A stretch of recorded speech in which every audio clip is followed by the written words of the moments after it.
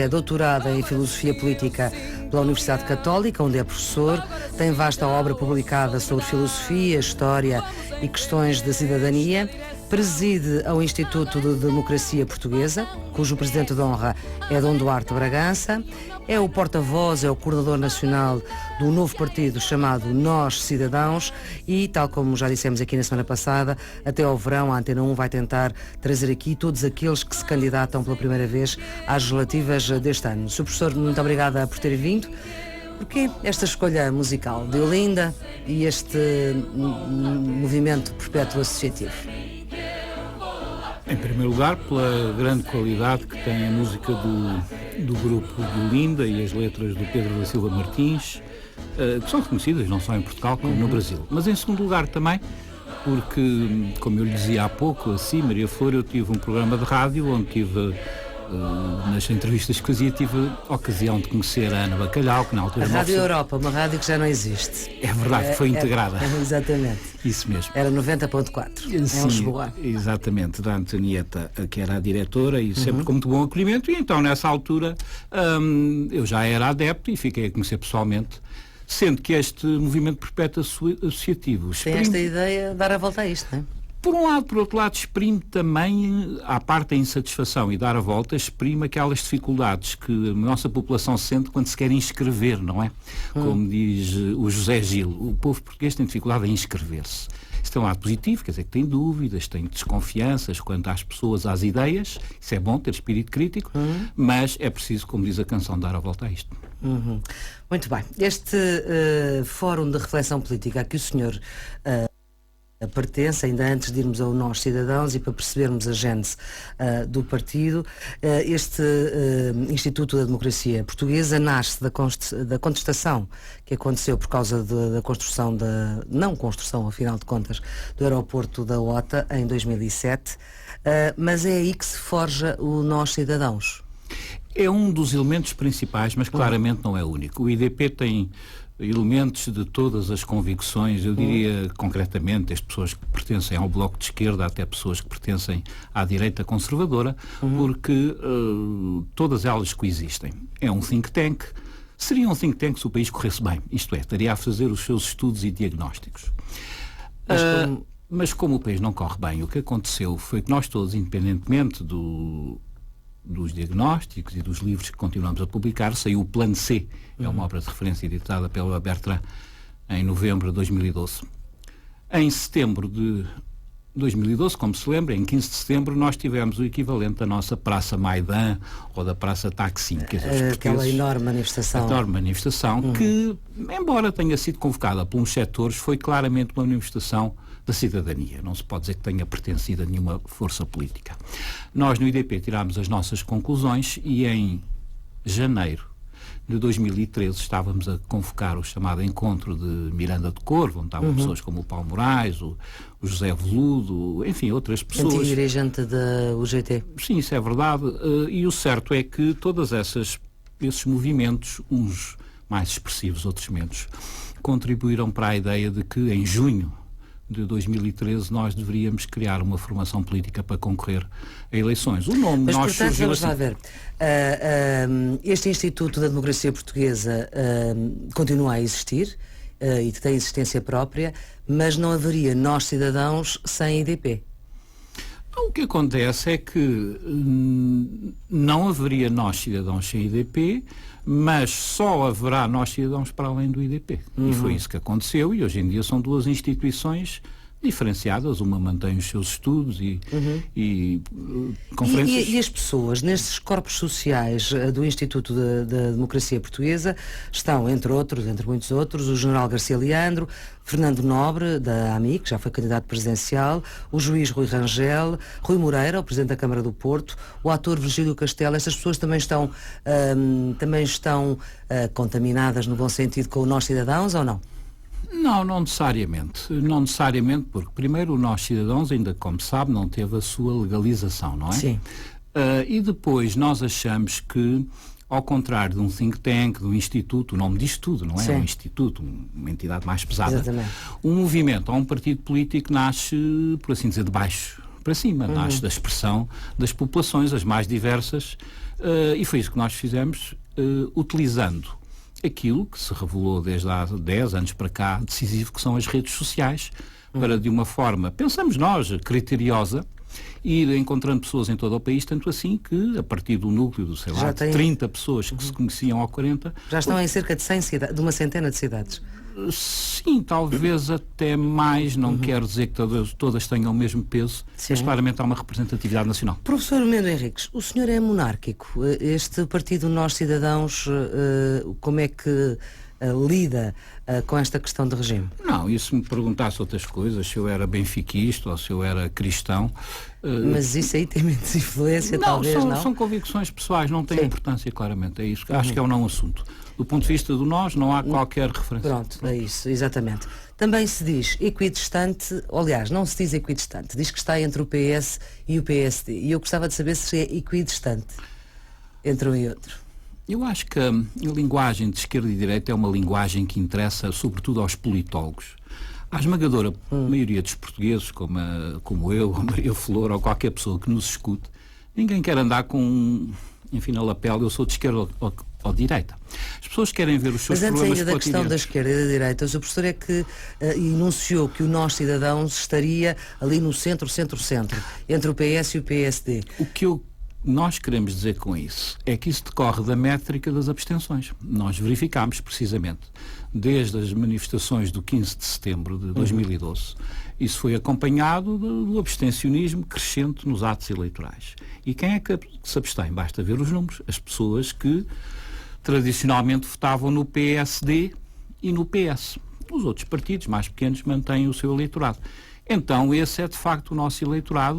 Mas é isso que vos faz definir a vossa matriz ideológica como partido? Não, claramente. O que nós achamos é que nós dizemos não primeiro. E, de certo modo, dizemos não ao que, de uma maneira simples, pode chamar o neoliberalismo. O neoliberalismo é o que tem o pior do socialismo, entre aspas, isto é, o confisco fiscal. Possivelmente nós todos pagamos de impostos até 70% do que ganhamos, dos nossos rendimentos, entre IRS, faça as contas, IRS, IVAs, IMIs, imposto automóvel, possivelmente 60% é para o Estado.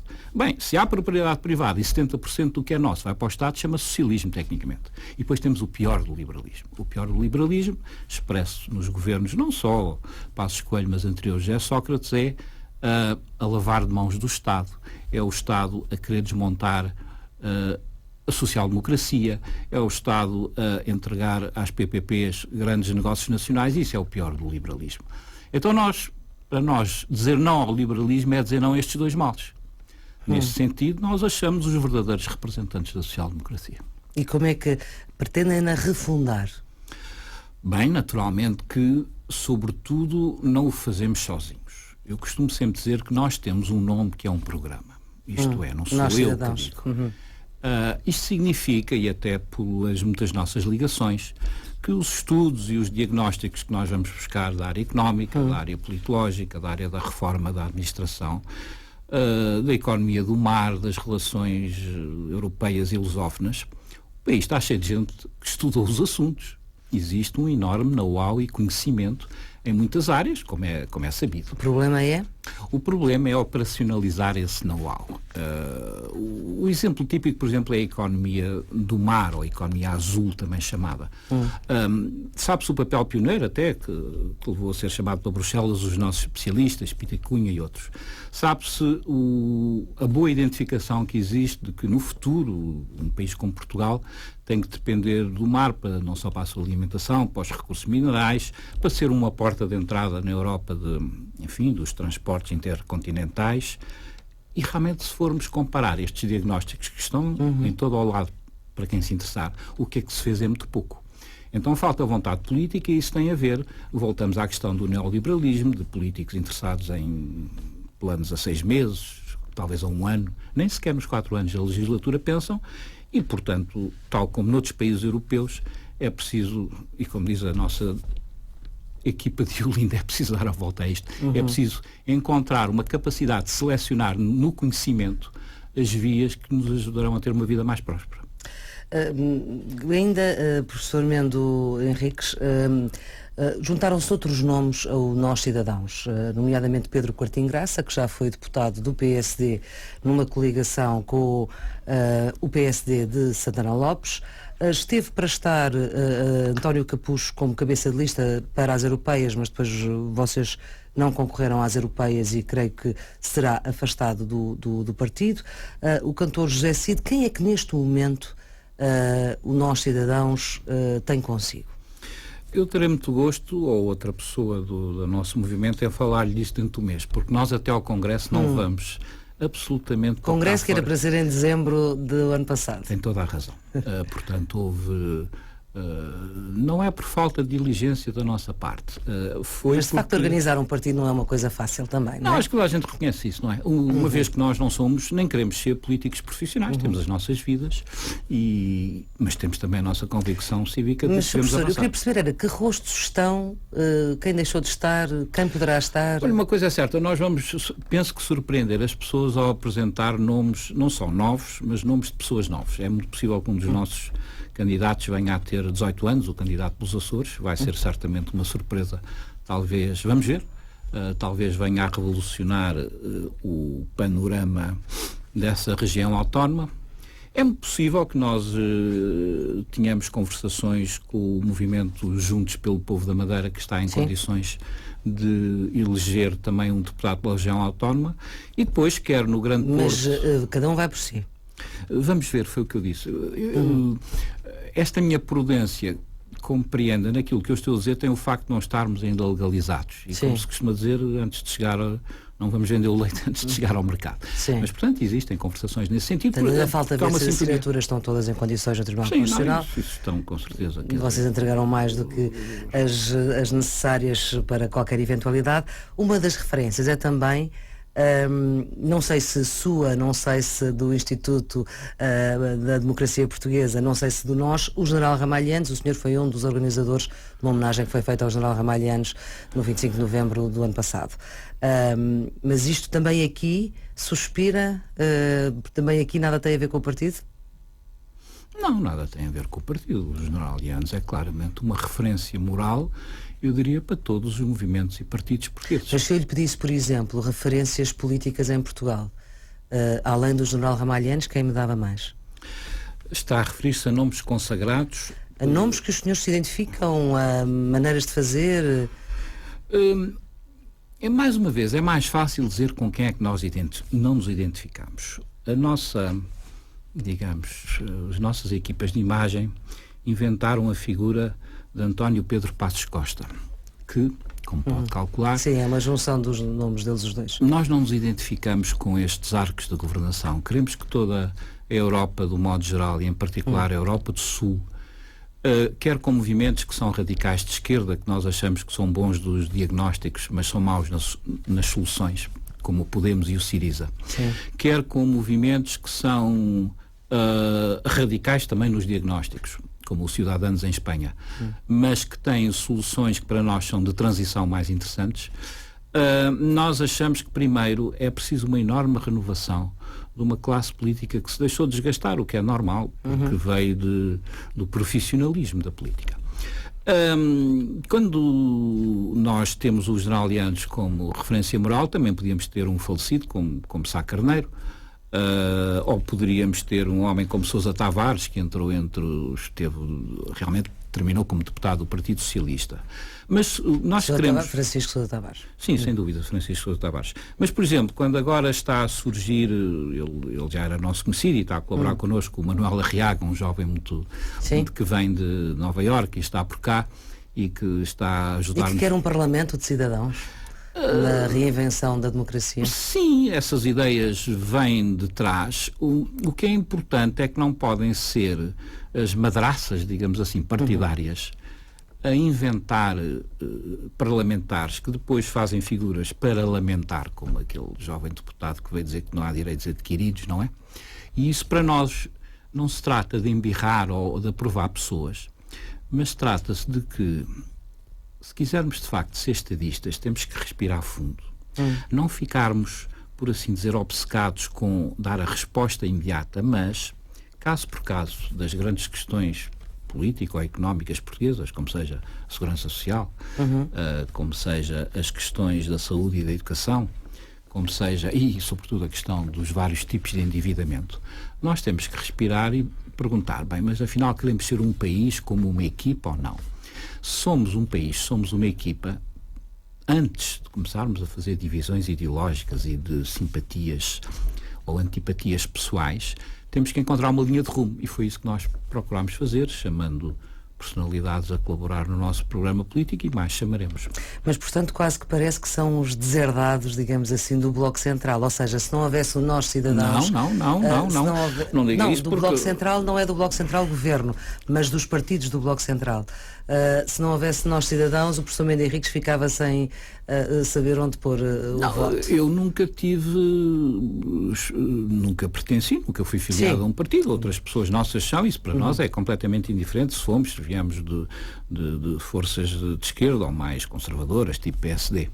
Isso para nós é indiferente, porque o que nós achamos, mais uma vez, é que trata-se de um movimento europeu em que o que muitas vezes se chama o paradigma neoliberal, para lhe dar assim um nome um pouco empolado, isto é, esta mistura do pior do liberalismo com o pior do socialismo está esgotado em termos de criação de uma nova sociedade. E a Europa não merece isso. Além disso, Portugal não é só a Europa. Portugal é um país atlântico que está na Europa. Os nossos investimentos, digamos assim, nos Açores e na Madeira têm muito a ver com isso. Nós achamos que há aqui um território único e um país com muita história e com muito futuro para frente. Disse, e tem no vosso site, agora quando foram as eleições, as mais recentes eleições em Espanha, eleições municipais, que são um partido irmão dos Ciudadanos, que são a terceira força, que emergiram agora como terceira força em Espanha. Quais é que são as vossas expectativas em Portugal? Se, obviamente, o partido for reconhecido, como tudo indica que sim. As expectativas é que nós vamos cumprir a nossa parte e depois o nosso apelo terá o reconhecimento que a nossa capacidade de projeção de imagem tiver. Isso ainda se está para se ver, em termos mais concretos. Isso significa que se nós, após o nosso Congresso, nos apresentarmos às eleições legislativas, que tudo indica que serão no início de outubro, enfim, sim, é o que se pensa, nós poderemos ter uma representação absolutamente independente, que não existe para fazer pactos com ninguém e que será o início de uma caminhada. É assim que nós pomos a questão neste momento. E essa representação, como é que a quantifica? Há de compreender que é prematuro. Quando eu digo que é pequena, não quer dizer que ela não seja expressiva se ela tiver precisamente qualquer coisa como 4 a 5 deputados eleitos, o máximo. É o que nós pensamos. Agora, isso depende da imagem que nós criarmos. Eu acho que é prematuro estarmos a fazer. A sua expectativa 4 a 5 Foram feitos estudos nesse sentido. Mas com base em quê? Foram feitos estudos que já tinham sido feitos para as eleições europeias, sim, enfim, por empresas especializadas, sim, antes de aparecerem alguns destes novos partidos. Mas o que nos diferencia de outros partidos emergentes, nós não gostamos de falar de pequenos, porque quem diz é pequenos ou grandes é o eleitorado, não é? Claro. Alguns até poderão ser minúsculos. Sim. Mas tem sido mais na área da esquerda, à esquerda do Partido Socialista. Pelo que o professor Mendes Henriques diz, estão ali no meio entre o PSD e o PS? Isso até é uma vantagem, porque significa que, se quisermos chamar a isso a esquerda radical, eu tenho dúvidas, porque eu tenho a melhor opinião possível de Rui Tavares, do livro, não creio que ele se deixe fechar propriamente em prateleiras ideológicas. O nome livre não está lá por acaso. Outras plataformas que estão a surgir, sim, bom, às vezes faz-me pensar um bocadinho naquelas bonecas russas, matrioscas, parece que estão sempre a aparecer mais um, não sei se terminou esse processo. Agora, são partidos muito ligados a uma personalidade. É isso que nós temos observado. Enquanto que o nosso, embora sem dúvida com um perfil mais discreto, indiscutível, perfil mais baixo, se quiser, menos visibilidade, mas não estão ligados a uma personalidade, estão ligados a um conjunto de ideias muito claras e muito concretas que nós achamos que farão a diferença em termos políticos. Muito bem. Se calhar há uma questão que os senhores colocam em cima da mesa que tem que ver com a dívida e que a colocam como fazem alguns partidos à esquerda em Portugal, nomeadamente quando dizem que a dívida não deve estar centrada na banca, mas sim a dívida das famílias e das empresas. Como fazer isso? Sim, isso para nós é central, porque sem massacrar muito com números, sabemos que, enfim, os números acabam de sair, a dívida chamada pública ronda os 130% do PIB. Mas a dívida das famílias é da ordem de mais cerca de 100% do PIB e a dívida das empresas de mais 110%. Por isso é que há números, quando se vão fazer a agregação das várias dívidas, que em vez de falarem dos 140 ou 150 mil milhões de euros, falam de números tão astronómicos quanto 400 mil milhões. O que é que isso significa? Significa que, desde a crise de 2008, e isso está nos nossos... ainda neste fim de semana, estaremos em Ponte Lima, numa conferência Resgatar Portugal, não é? No auditório da Universidade Fernando Pessoa.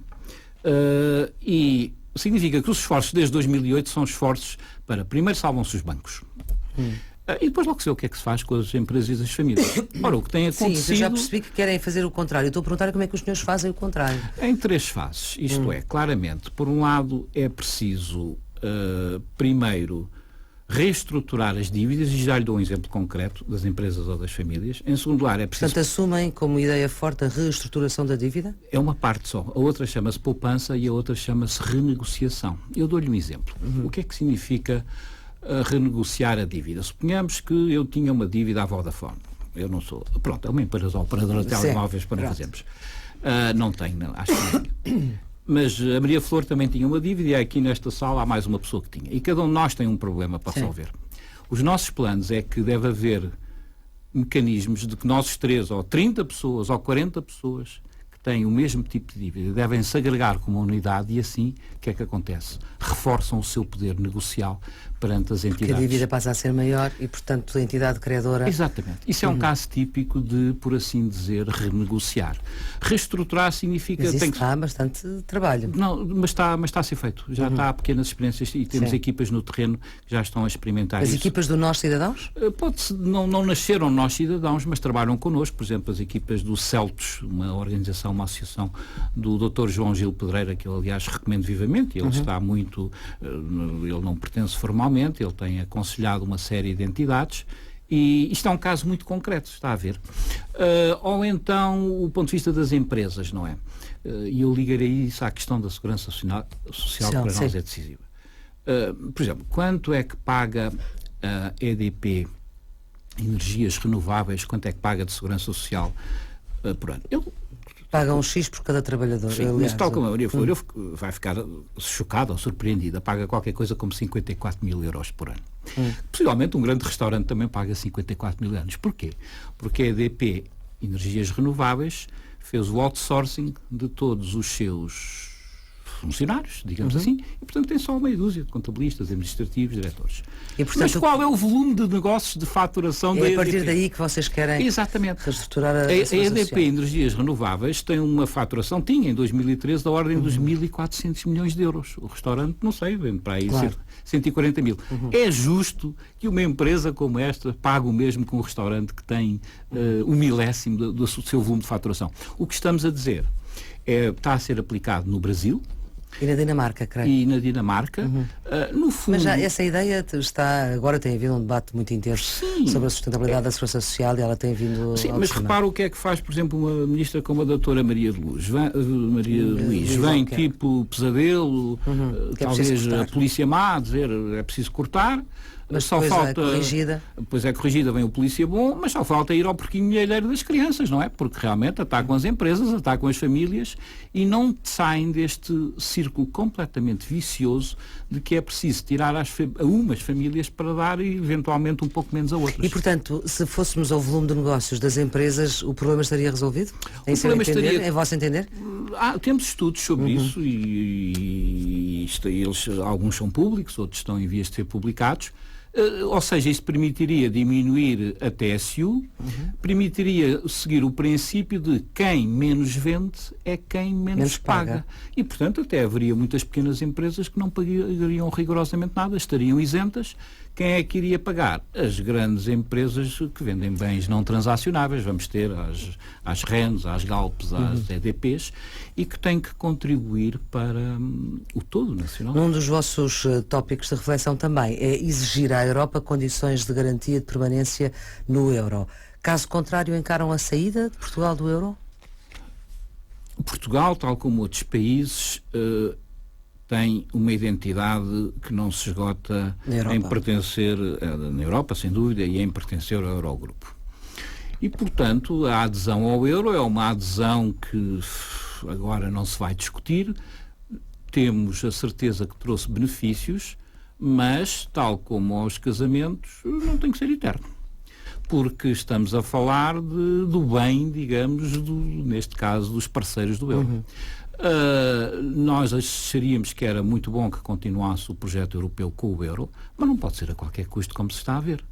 E, aliás, isto é uma posição transversal de outras forças. Ainda ontem o primeiro-ministro espanhol e o ministro das Finanças, aliás, um conservador, com o qual nós não nos identificamos, Guindos, pediu para mudar a missão do Banco Central Europeu, para que deixasse só aquela missão de polícia, trânsito e inflação, mas que se preocupasse com a coesão entre os países e, portanto, com não permitir desigualdades e, concretamente, taxas de desemprego elevadas. Portanto, se estas condições continuarem, porque, como sabe, há quem nas próximas eleições se vá apresentar aos portugueses colocando essa questão em cima da mesa. Vocês ainda não têm a reflexão terminada? Temos a reflexão terminada e somos uma posição completamente diferente. Nós achamos que não temos neste momento nem condições nem para ficar, nem para sair do euro. Portugal não tem condições e por isso é que está de mão estendida e é tratado como um protetorado.